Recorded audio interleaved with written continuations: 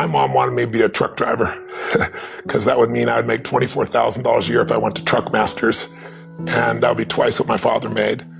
And she thought that would happen, but something inside of me said, I don't want to drive a truck. There's something else that matters more to me. And I decided I was not going to go for money instead of passion.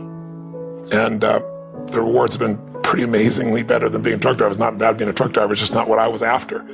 And I look back, and one of the things that helped me was my original teacher, Jim Rohn, who was a personal development speaker I went to hear when I was 17. He said something the first time I heard him, and he said, you know, it's really simple. If you want life to change, you got to change. If you want life to be better, you've got to get better. It's the only way it happens. And luck will show up for people and it'll leave them. But if you're constantly improving who you are and what you give, game over. My life is shaped by a lot of events, but one of the most powerful was somebody doing these kind acts for my family. When I was 11 years old, we had a really, really tough Thanksgiving where there was no money and no food, and we wouldn't have starved. We always found a way to get something, but we weren't going to have a Thanksgiving dinner, that's for sure, certainly not a feast of any sort. And my mom and dad at the time were fighting like cats and dogs and saying things that once you say them, you can never take them back. You know the kind of stuff I'm talking about? And my mom was screaming at father about how he couldn't even take care of his own family, and it was horrible. And I have a younger brother and younger sister. I'm the oldest. So I was trying to keep them from hearing this conversation, and then a miracle happened. Bang on the door. I'm the oldest, they're screaming, so I go answer the door. And I answer the door, and standing there is this giant man. It was this little boy. And he's holding this huge box of food. And beside him on the ground was a black pot with an uncooked turkey in it. And he said, is your father home? And I said, just one moment. I was like unbelievably euphoric. I thought, this is a gift from God. This is going to change it all. This is going to make my mom and dad happy. It's going to be unbelievable. So I go, and my father is screaming at my mother through a closed door to the bedroom door.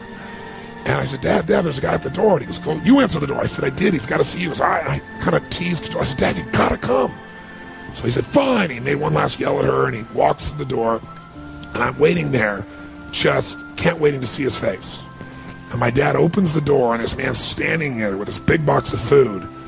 And my father did not get happy. He looked at this man, and he raised his voice to him, and he said, look, we don't take charity. And then he took the door to slam it in the man's face. But the man was a good-sized man. He put his foot there and smacked his foot and bounced back over. He said, sir, this is not charity. Everybody has tough times. Somebody knows you're having a tough time, and they want you to have a magical Thanksgiving. I'm just the delivery guy. He said, please take this. And my father said, we don't take charity. He went to slam it again. And this time the guy put his shoulder against it so he couldn't do it. And then my father's staring at him. It's like these two males starting to get in this intense mode. And one just trying to give a gift, and I'm freaking. And then the guy said something that I'll never forget, and in moments I wished he hadn't said. But he found a way to force my father. He's holding this thing, and he looked at me, and then he looked at my dad, and he said, don't make your family suffer because of your ego. Now my dad's level of energy increased, but he was also trapped. You get it? So he took the food, slammed it on our table, and slammed the door in the man's face and never even thanked him. And I didn't know what to do. Part of me wanted to cry. Part of me was crushed. And I watched my father storm off and went on back to scream at my mother. And I remember that day just thinking, I don't understand. And years later, I began to understand it a little bit. What I began to understand is that you look at a person's life, and it's like so much in life you could be joyous about. Like I wanted to smile, you know what I mean? Even now I can remember it. I wanted to smile about this great gift, but now I couldn't even smile because it would make him angry. And then I thought, years I figured out, our whole life is shaped by decisions. That's what we've talked about today, right? But there's 3 decisions you're making every moment you're alive. And the way you make these 3 decisions shapes your destiny. First decision we're all making every moment is, what are you going to focus on? What are you going to focus on? And, I realized that my father's life and my life ended up very different because we made that day 3 decisions very differently. He decided to focus on the fact that he has not fed his family. And the second question you got to decide Every moment you're alive, and including this moment, what are you going to focus on? Second question is, as you're focusing on, what does this mean? What does it mean? And the bottom line on meaning is, if you think about it, you get to make up the meaning, and most people pick the worst one, don't they? That day, my father decided to focus on the fact he hadn't fed his family, and I know what meaning he gave because he said it out loud over and over again, that he was worthless because he had not taken care of his family. And then the final, most important decision you make every moment you're alive, what am I going to do? What am I going to do? And I'll tell you what he decided to do. He decided to leave our family shortly thereafter, which at the time was, it was the worst experience of my life. It was the most crushing experience I felt. It's been so many years now, I don't have the same feelings. And part of it is 3 years ago he passed away. But at the time, I knew no greater pain. My family knew no greater pain. I couldn't understand why he would leave. I loved him so much. And my life turned out very different than him. I was the only one to go to his funeral. No one else in the family would go. Nobody wanted to be part of it.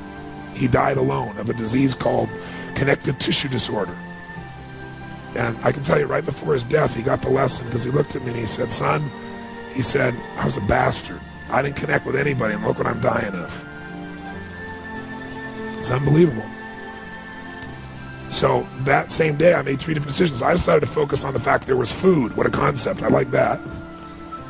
But what changed my life was the meaning I gave it. I decided that day that what this means is that strangers care. And if strangers care about me and my family, I decided what I was going to do is I was going to care about strangers. And that completely changed my life. I promised myself someday I'd do well enough to do this for other families like was done for me. And I didn't wait till I was, wealthy to do it. I did my first one when I was 17. I remembered I was 17, I had my own car, I had some money, and I decided to go on the greatest shopping spree of my life at that point. I decided I was going to go shop for 2 families for Thanksgiving, and I was going to go do for families what was done for me so many years before. It was the most euphoric experience. I took 2 baskets, I went to the manager of the place, I told him what I was going to do, and I said, I want you to give me a discount, you be my partner, give me 10%, cheap bastard. Right? But it was so cool. I got 2 of everything, right? Because I wanted to get enough food for a family for 2 or 3 days and have an unbelievable feast. Then I called this church in the barrio area, and I said, listen, I want to go take care of some families that are too proud to come to the church and get food, so they might suffer. Can you recommend some families? And they gave me 2 families. So then I wrote a note, because I thought, you know what? I'm going to put on old jeans and a t-shirt, and I'm going to deliver this. I'm not going to get the acknowledgement, but I do want to see their faces, right? So all goes the delivery boy, which is easy. I look like one. But I wrote this note, and I don't want him to get upset like my father did. So I wrote this note, and I said, this is a gift from a friend. Please know that you're loved. I want you to have an extraordinary Thanksgiving. You deserve it. Please accept this gift. And then I put under it, I said, if you can, someday do well enough to do this for one other family and pass on the gift. And I put love a friend. And then I realized I was going to an area that was more Latino, and I don't speak Spanish, so I thought, I got a friend to write on the back in Spanish so I could flip it around if there was a challenge. So I got one of my buddy's old vans, because I need a little room, put all the groceries in, and I drove to this house. And it was not what I expected, it was more. I got to this house, and I got 2 bags of groceries, and I banged on the door. Door opened, and this woman about this tall, right, stares up at me like this, right? And I said, hi. And it was very obvious she didn't speak any English, and she let out a scream when she saw the food. And by the way, this woman had 5 children and a husband. What I didn't know is the husband had left her 3 days before with no money, no food, and 5 kids.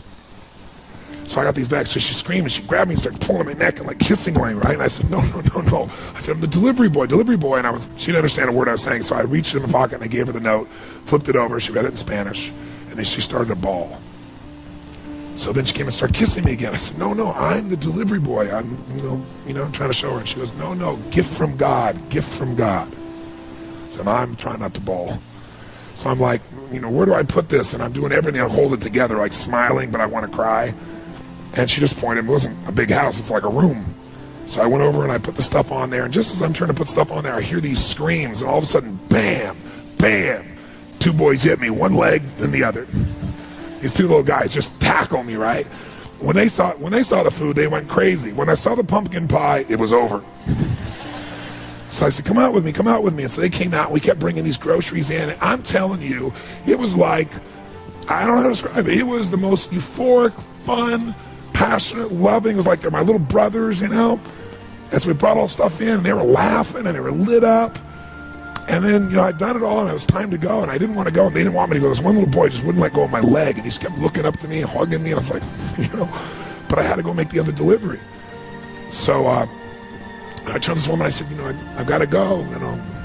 And she said, okay, whatever her language was. I didn't know what it was, but I knew it meant okay, right? So I went to go leave, and then she grabbed my arm, and she started to have tears in her eyes. And I said, I wanted to say, you know, Happy Thanksgiving, but I didn't know Spanish, so I went, Feliz Navidad. Figured it was close, you know? And she started she went from crying to laughing, right? And then she grabbed and gave me this big hug, and the kids gave me these hugs. And I remember I got out and I walked off, and they were all standing on the porch. And I got in this little van, and I drove it out and turned it around. And as I went to turn it around, I looked in the rearview mirror, and I was feeling all this emotion building in my body. And I looked in the mirror, and I saw Mama standing in the porch with her kids, all the kids smiling. Mama sitting there crying hysterically and smiling from ear to ear.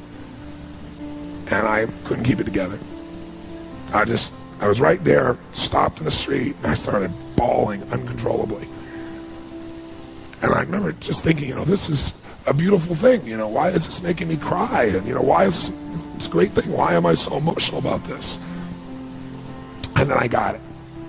I realized in that moment that the worst day of my life, my father leaving, had actually been the best day of my life. Because if I hadn't had that experience, I wouldn't be here today. And now because of that, I'm get to live this life. And I have the desire and the drive and the want to give in this way. And so I've really realized that the worst day was the best day, that was God's gift. The gift wouldn't have been there if he would have stayed. There's an old country song that says, thank God for unanswered prayers. It's a story about this man who wants his prayer and finds out later on it wasn't fulfilled, right?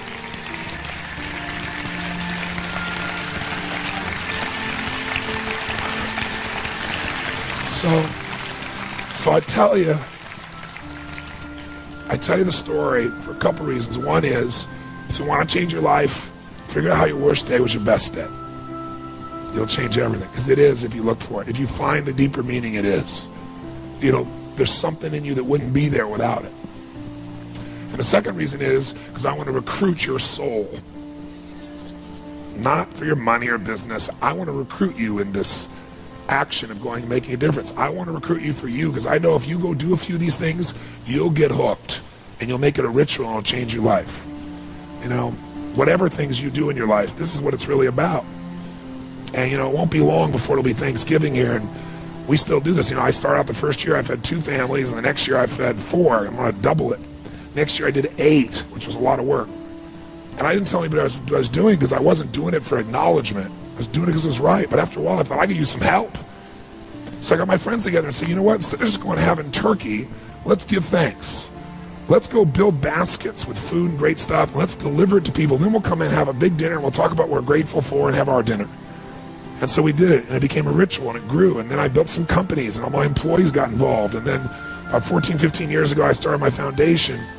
And last year, we fed over 1 million people now in 9 countries around the world, you know, on Christmas and Thanksgiving, which has been a pretty amazing experience, right?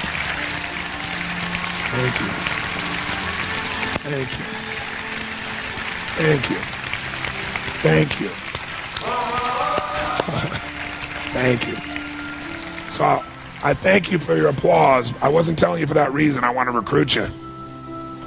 And you can give your money, but I'd much prefer if you would just go deliver the food. Because I'll tell you what's great.